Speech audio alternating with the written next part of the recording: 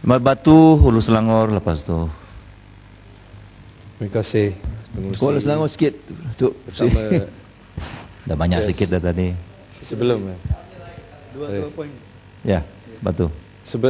ya, terima kasih pengurusi. Sebelum saya bawa ke dalam tajuk maritime, pertahanan maritime ini, saya ingin ucapkan tahniahlah kepada Kota Belud sebab dia seolah-olah menghina duta Malaysia di Indonesia ini, sehingga seorang kenyataan dari lembah pantai dapat mengelirukan 200 juta rakyat Indonesia, dan kedutaan Malaysia tidak boleh membetulkan persepsi yang menyeleweng ini, kalau betul lah.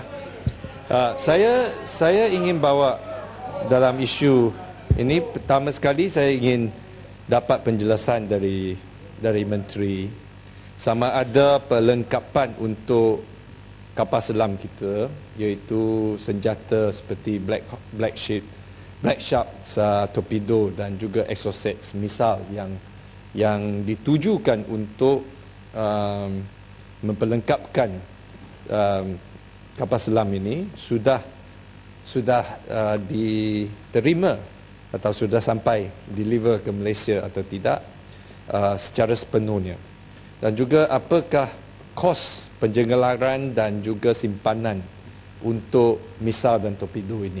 Sama ada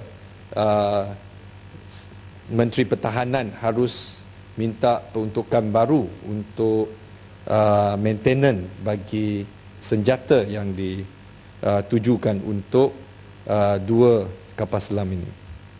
Dalam perkara ini saya juga ingin tegaskan sekali lagi, kita nampak atas nama Malaysian Industrial Participation yang sepatutnya saya setuju dengan Jasin sepenuhnya, yang sepatutnya digunakan untuk menggalakkan penyertaan industri Malaysia. Tetapi dari dokumen-dokumen yang perolehi, terutama dia dari Mahkamah Perancis, dapati bahawa sebenarnya MIP ini digunakan untuk memberi kontrak kepada syarikat-syarikat tertentu yang sebenarnya tidak ada fungsi. Saya dapat jawapan dari Menteri bahawa kerajaan Malaysia tidak ada hubung kait dengan terasasi yang juga merupakan telah menjadi sebahagian daripada konsultan dalam kes pembelian kapal selam ini. Tapi jelas terasasi ada menandatangani satu perjanjian dengan pembekal kapal selam ini di antara tahun 2000 hingga 2001. Mereka telah membuat laporan setiap 4 kali setahun kepada syarikat Thales yang membekalkan submarin, dan euro 22 juta telah dibayar untuk tujuan ini. Dalam kos laporan kepada pembekal submarin, kita dapati setengah-setengah dokumen yang dianggap sebagai sulit telah jatuh di tangan pihak Perancis. Dan itu saya difahamkan Menteri Pertahanan akan jawab. Tapi poin saya ialah, apakah safeguard bagi kita bila kita bagi kepada syarikat-syarikat ini keselamatan negara kita dijaga. Dengan perkara yang sama yang bila kita menandatangani perjanjian untuk maintenance dengan DCNS dan Bosted, adakah kita tetap boleh menjaga dokumen-dokumen dan maklumat-maklumat sulit yang diperolehi oleh pihak tentera? Dalam perkara ini juga kita dapati bahawa peranan orang tengah seperti Razak Baginda sehingga hari ini belum kita jelas, kerana sungguh pun kerajaan menafikan ada hubungan dengan terasasi, tapi jelas dari bekalan maklumat daripada Hong Kong Company Registrar menunjukkan terasasi ini dimilik sepenuhnya oleh Razak Baginda dan bapa dia Abdullah Baginda.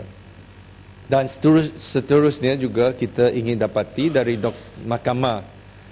dokumen Mahkamah Perancis juga menunjukkan sebelum Razak Baginda mengambil alih, pihak tentera dan pihak Perancis telah berhubung perkara ini dengan seorang yang bernama Jasbir Singh.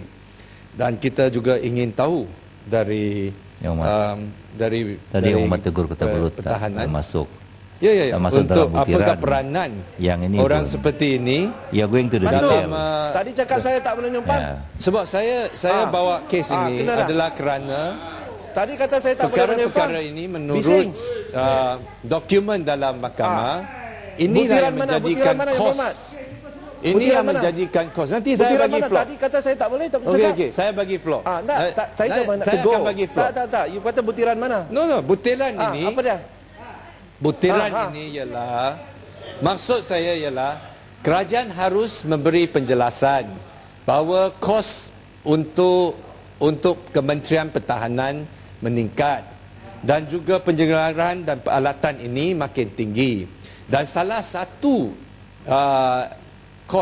salah satu sebab kenapa ini tinggi ialah syarikat-syarikat orang tengah ini, ejen-ejen yang terbukti dalam dokumen mahkamah bahawa Malaysia menggunakan ejen-ejen ini atas nama Malaysian Industrial Participation. Tapi orang-orang seperti Jasbir Singh, Razak Baginda, mereka bukan part of the defence ministry, ya, the defence industry. So apa peranan mereka? Yang kita ingin tahu dan dapat penjelasan.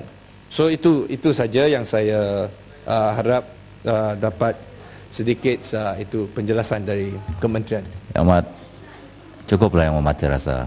Lepas ini satu kementerian, usul kita sehingga jam 9.30. Ada satu kementerian lagi sekarang 9.12. Boleh jelas sikit nanti dengan Menteri jawab? Saya mintalah selepas Hulu Selangor menteri menjawab.